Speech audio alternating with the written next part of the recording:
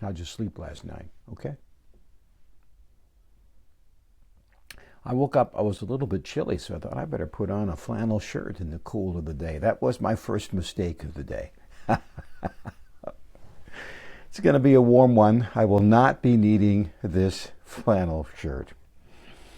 And so it is. We go through the day, we do the best we can, and we make mistakes, and we learn, and we carry on. Before I make any more mistakes, the purpose of this gathering is just to spend some time with you before we get our days going.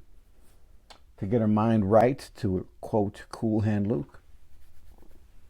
So if you have the ability to hit the subscription button and maybe comment, hit the notification button, these alert the whatever, and then more people might be able to join us. It's a small group. We're not trying to impress. The number of people who want to get out of bed with a bang and a boom seems to be more than those of us who just want to do it in contemplative silence, and that's okay. They can do what they do, and you and I can do what we do. And that is to just realize who we are, right? Mistake prone. I will do funerals, as you are aware. And most of the time I do a funeral, it's for somebody who does not necessarily go to church for any number of reasons.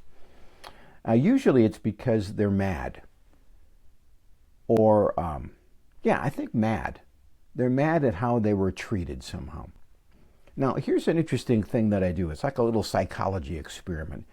I do wear a suit and tie out of respect for the family. And when I do these services, right out of the gate, I say, listen, don't be impressed with this. I'm a disc jockey by training. I'm not a priest. I'm not a minister. I'm not a rabbi. I'm not a pastor. I'm none of those things. None of those things. Anyway, at the end of that, I'll usually plant a seed and pull a weed, something from Scripture, just to help somebody out, like I've been helped by an ordinary person. Anyway, I'll go to the tables where they serve the food, the ham sandwiches, the bars, the coffee. And I've learned that if you don't go, you might invariably insult the family, and you don't want to be that. So you go. You give the gift of your presence. You eat the ham sandwich. And then I try to have a conversation, and this is what that means. I will sit at a table. I don't want to impose on people. I'll find an empty table, and I'll sit there. And I will just look out, and I will smile. I will have a pleasant look on my face. I can do that. Pleasant look on my face. And nobody will give me eye contact. I mean, maybe 1% will give a quick look and then look away. Some will sidle by me and kind of mutter in passing, thank you, and then they'll sneak off. They'll scuttle away. Most will pack into the other tables. I will sit alone at my table until my social experiment is done, and then I'll get up, and by the time I get to the door, I'll look back. That table I was at that was empty is now packed and full of people.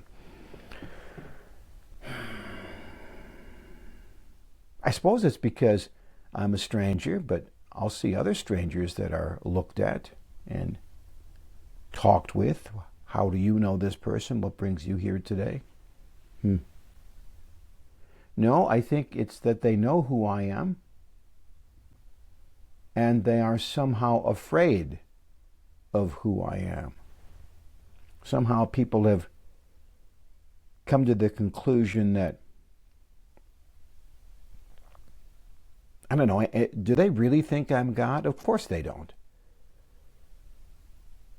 But they are, in that moment,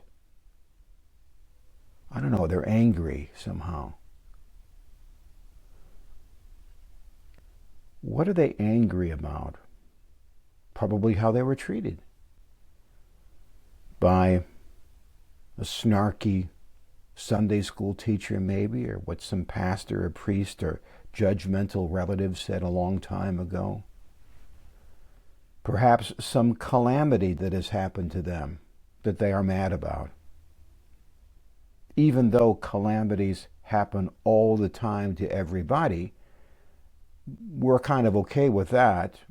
We're even oblivious to that. But boy, oh boy, if we get the calamity, what's going on here? And so we have this beef with God.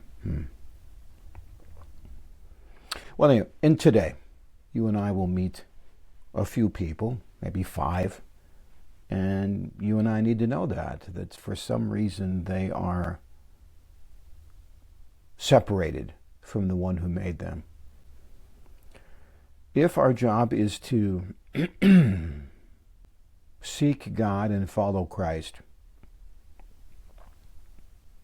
we will know what to say in that space, whatever that is. And we're not trying to move them 40 feet from here to there. We're just trying to give them a nudge in the right direction. And we do that by seeking God and following Christ. Anyway, that's what I have. Prayers for you today as you head out. Thanks for spending the time with me today. It's a small but important gathering. And until we talk tomorrow, have a great day. And if you need to see another video, there should be one right there. I'm Jeff Gould, America's Storyteller. God bless.